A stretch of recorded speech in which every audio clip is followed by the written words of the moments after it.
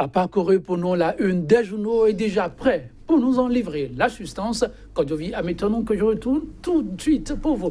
Kodjovi Amitonou, bonjour. Bonjour Joël Etondi, bonjour également nos amis téléspectateurs. La moisson n'est pas abondante comme souvent, c'est le cas les mardis, mais le contenu ici. Oui, le contenu est resté ce que vous savez, la qualité hier.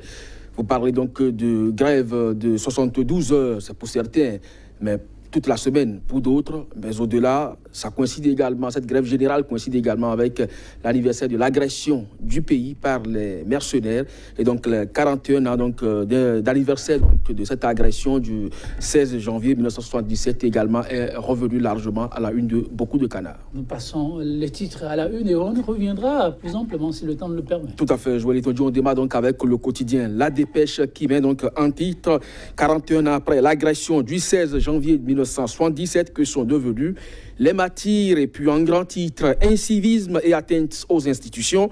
La Cour prise à partie. Quelle mouche a piqué Jacques Ayadji chez l'Assemblée nationale? Rame-t-elle à contre-courant, s'interroge le quotidien. La Nouvelle Tribune, vote d'une série de lois scélérates.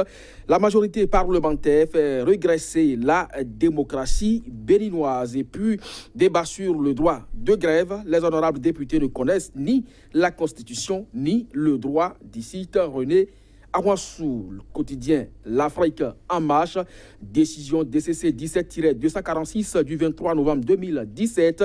L'interdiction d'importation de viande du Brésil est contraire à la Constitution. Sébastien Adjavon a eu de longueurs d'avance sur les manipulateurs du Bénin révélé, constate le quotidien. Et puis mobilisation générale contre le retrait du droit de grève. Enfants du Bénin debout, les syndicats déterminés à aller jusqu'au bout.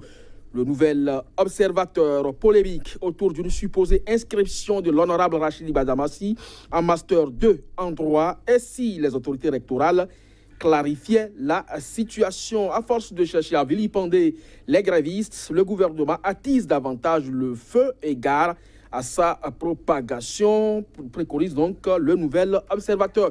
Quotidien Matin Libre, cette fois, acharnement pour retirer le droit de grève. Qu'a fait Talon du temps de grâce? C'est une interrogation à la une du journal. Et puis, financement du programme d'action du gouvernement à Cotonou. Talon organise sa table ronde demain à Paris. Quotidien Point Média, le vrai visage de la rupture. Talon prive donc les travailleurs pour payer des salaires astronomiques aux ministres et préfets. Puis supposer enquête autour de Safran, le gouvernement invité à éclairer les Béninois. Et puis interdiction d'importation de viandes et produits à base de viande. La Cour arrête un énième dérapage de la gouvernance. Talon Joël Etondi. Merci, Kodjovi Amitonou. Cette fois-ci, je voudrais bien choisir un titre et avoir votre avis là-dessus. À la une de Matin Libre, une grosse interrogation. Qu'a fait Talon du temps de grâce? Oui, peut-être qu'il a eu ce temps pour se préparer en conséquence et prendre les dispositions nécessaires pour contrer toute velléité venant de la part des acteurs sociaux.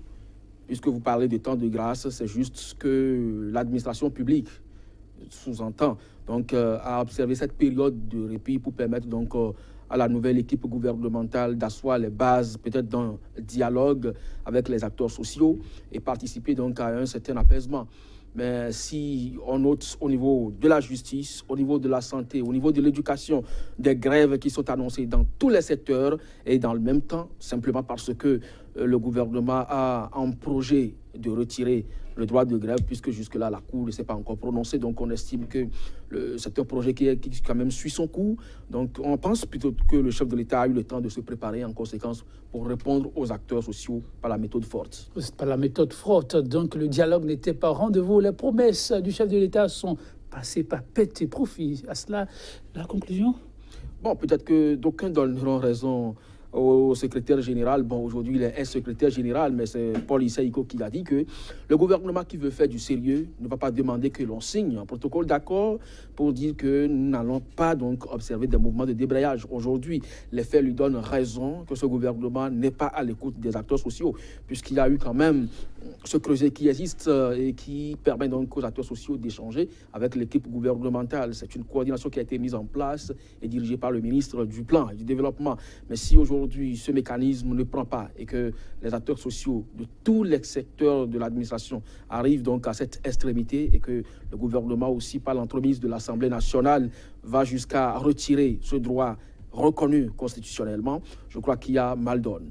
Il y a Madonna, en tout cas, pour l'instant, sur le terrain, ça sent dur aussi. Les travailleurs, dans leur ensemble, déclenché des grèves perlées de 112 heures d'avertissement pour certains. D'aucuns, ils vont à 120 heures, 5 jours sur 5. Je vous frappe, quand je viens maintenant, je vous dis merci parce que le temps à nous imparti est complètement terminé. Mesdames, Messieurs, vous l'avez compris, pour cette rubrique, ce sera tout. On se retrouve demain, ce sera avec d'autres journaux, d'autres titres, d'autres événements. Pourquoi pas, à très vite.